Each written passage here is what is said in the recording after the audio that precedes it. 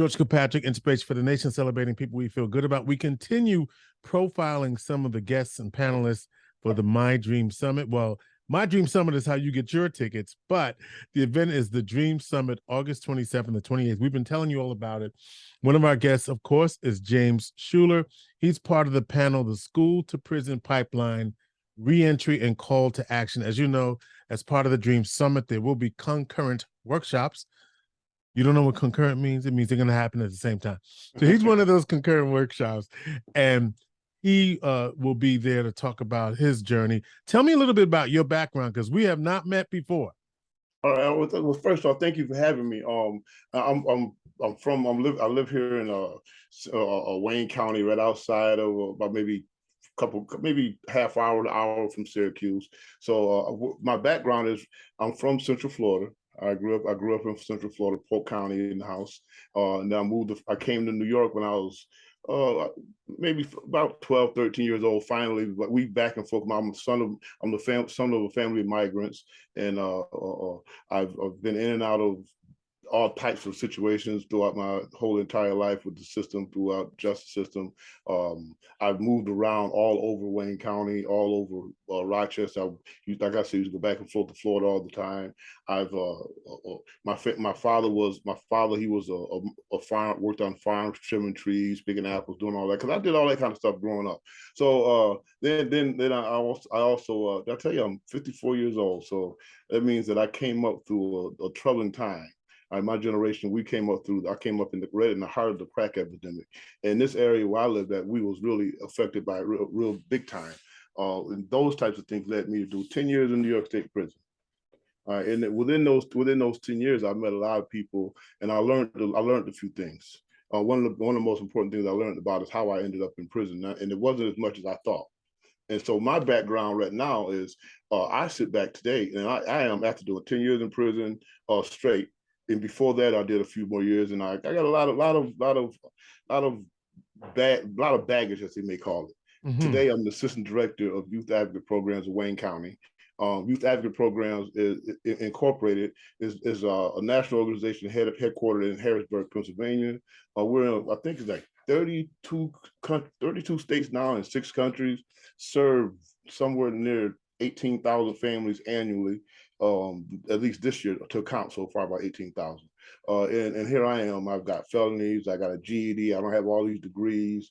I'm in a little small county, about 18,000, 8,000 people, 80,000 people in this county. And it's mostly on one side of the aisle.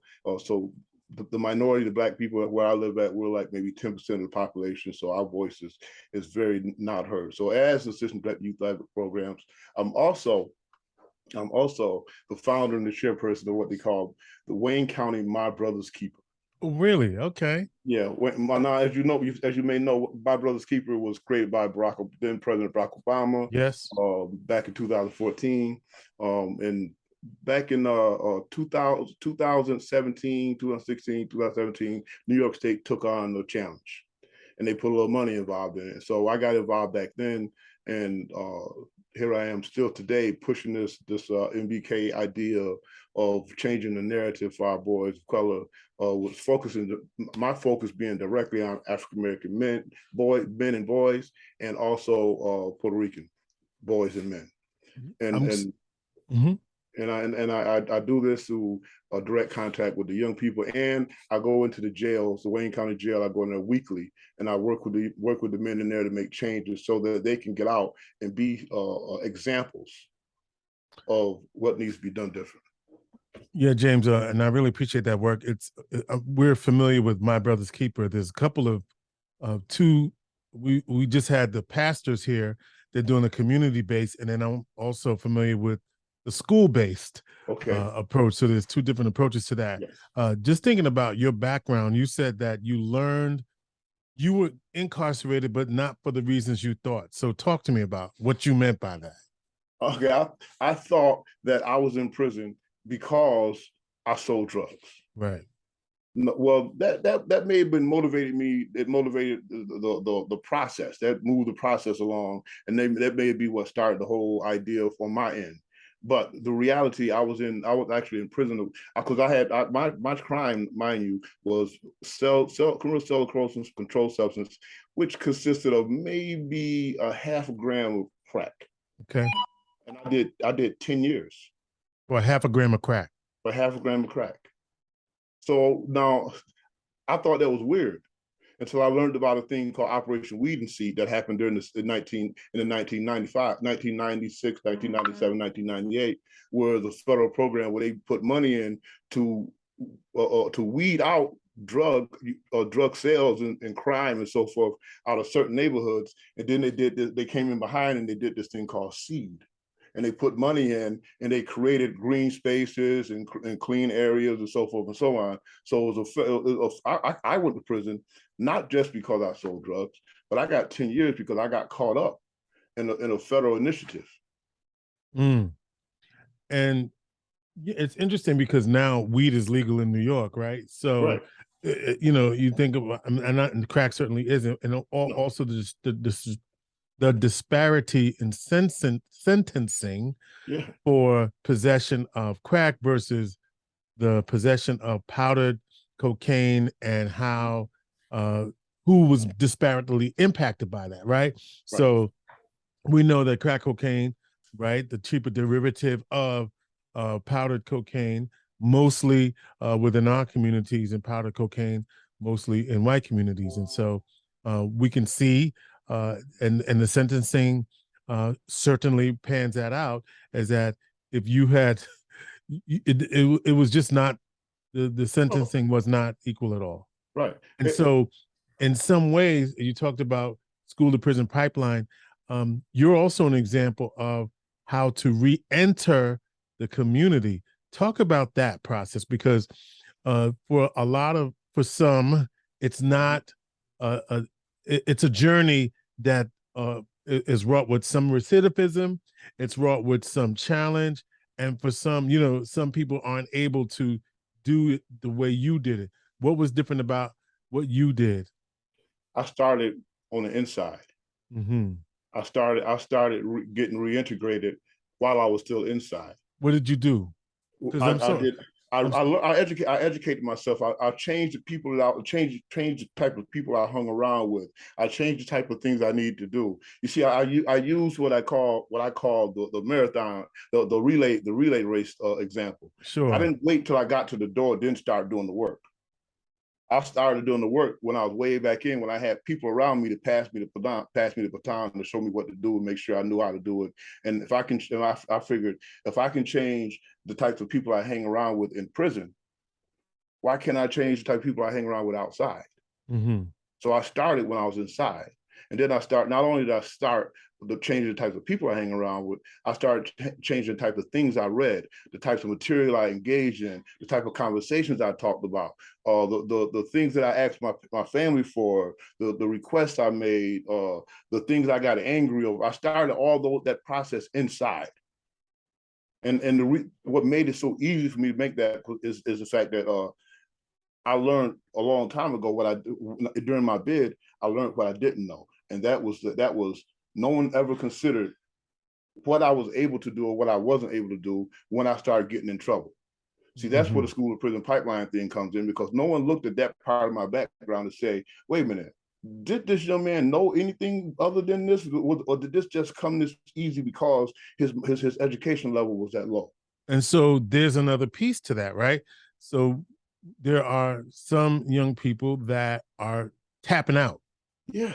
Some, okay?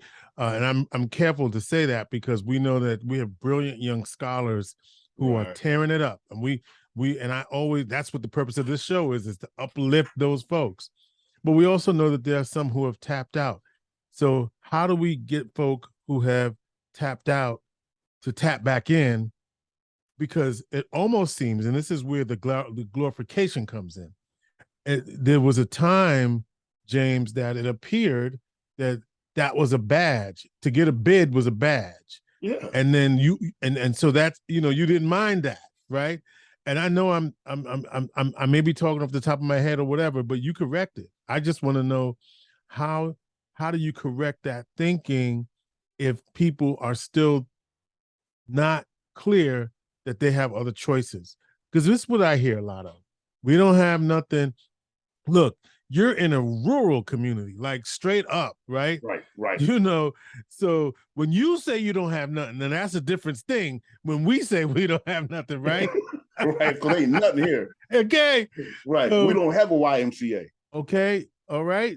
Or boys club, I'm sure. Or boys and girls club. We don't have YMCA, boys and girls club. We don't have. We have a community center. Got a community center, right? Which has to serve all of those purposes. So how do we understand this? When I go into when I do my group in the jail, I go to the Wayne County Jail, and I create the group. I ask the sheriff the permission to do the group and work with the staff to get them to allow me to do this group. When I go in, I start my group off. I tell the dudes, listen, I need you to understand one thing and one thing only. I'm not here for you. I really don't care. I don't know you like that. I don't really care about you like that. As men, as Black men and men, period, yeah, I care about you as people, but your situation, I'm not really too fond of, really don't care too much about your situation. I'm here because there are children watching us. And we need better examples. If you want to be that's what I'm here for.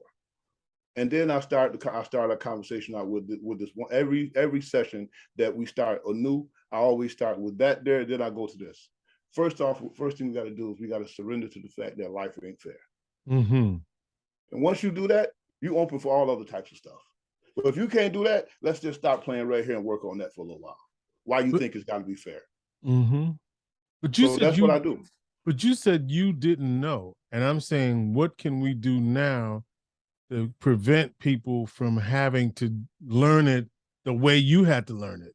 And where did you do your bid, by the way? In New York State. I was in 10 years, I was in 11 different facilities. 11 different facilities in 10 years. Yeah. And before you answer the question about what did you do, I want to know, how did you extricate yourself from the drama, if you will? That's the best way I could put it.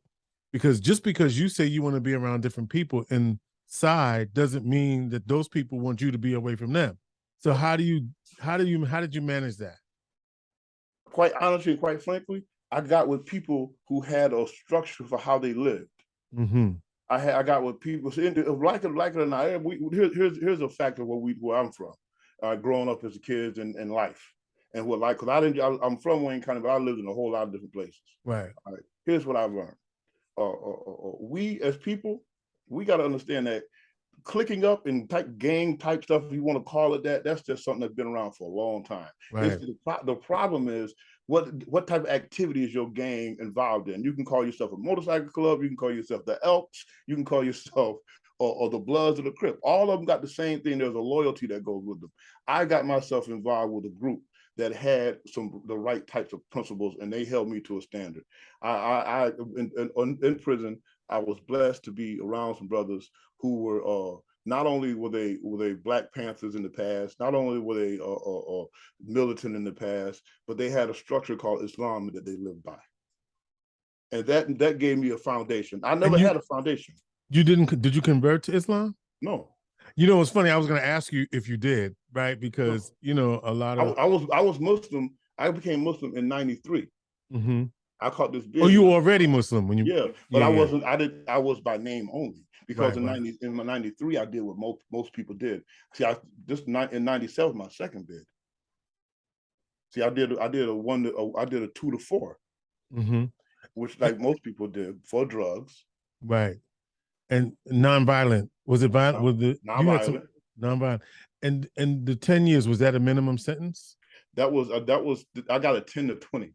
10 and 20. So you got the bottom end of it. Right. I got out after doing 10 years. I got out on parole, and then the laws had changed while I was inside. So when I got out, all I had to do was not get any violations for 2 years, and they cut me loose. So after that, they got rid of 8 years of parole. Just went out the window, and here I am today. So what's your message, and what are you going to say to folks who come to the panel, and what's your message to our audience about choices and what you need to know right now? My message is really quite simple. Okay, we really I want us to all get involved in what's going on in the actual everyday working of our school systems. We need to be more involved because there's an effort to uproot us from our schools right now. Mm-hmm. Our history, our Yes, absolutely. progress, Yes, yes. everything about us, there's an effort to uproot us from that. When they uproot us from it, all that leaves our young people to see is more of them being successful. And we need to change the narrative. We need to change the narrative of our young people. So my message is real simple. Let's get involved. Let's understand that the school to prison pipeline is real. Let's get involved in what's going on in our schools before these people successfully remove us from our own schools. And can you define what you mean by school to prison pipeline? What I mean when I say school to prison pipeline, I mean the beliefs, the mechanisms, the tools, everything that puts a child in the mindset of, you know what, I can't, so I better do this an alternative way. Right, right. And so your message to us is that you want us to reintegrate ourselves or start fresh or get more involved. No, you said it right. We need to reintegrate ourselves into the process of educating our children. Yeah. We need, because we were in it. We got in it. Right. Now we stepped out of it. We got to go back. All right. He's part of a great panel moderated by Hassan Stevens. It's the School to Prison Pipeline, Reentry and Call to Action. And James Shuler is showing us how reentry can be positive because you're out here making a difference in the community. James Shuler, all the way from Wayne County. Wayne County. And if you don't know what Wayne County is, we right in between Syracuse and Rochester. There you go. The same distance. I would say the world famous Sodus, New York. That's all I can think. That's it right there. That's it. And listen, Sodus, New York has a unique history with Juneteenth. I just learned this. Yes, the general. I just learned this. Yes, General Gordon Granger. Yep, Granger. Right? Yep, right? It's from Sodus. From Sodus. That's right. And y'all, are y'all bigging that up? Are we ever? Are we ever? Listen, we big enough for two reasons. Because it's Juneteenth, and we got to keep it official. I'm gonna give it to you uncut and raw here. We big it up because it's Juneteenth, and the white people love it out here. There you go. That there was a white guy that helped them do it. There you go. There you go. He was the one that put the order in Galveston, Texas. There you go. June 19th, 1865. Yes, sir. Looks a little bit of history right there. A lot of people didn't know it. I just learned that this year. Believe it or not. Funny thing is, during the height of the unrest, what they call the unrest around George Floyd and so forth, I did a lot of Black Lives Matter rallies out here, and I educated. I'm the one that brought that to their attention. They didn't even know that. I didn't know. Now it's a big deal, right? Yeah, now it's a big deal. James Shuler, catch him as part of the Dream Summit, mydreamsummit.com. Register for tickets and get yourself there. Inspiration for the nation. James, thank you. We'll see you at the Dream Summit. Yes. I'll see you there. Get there. Inspiration for the nation.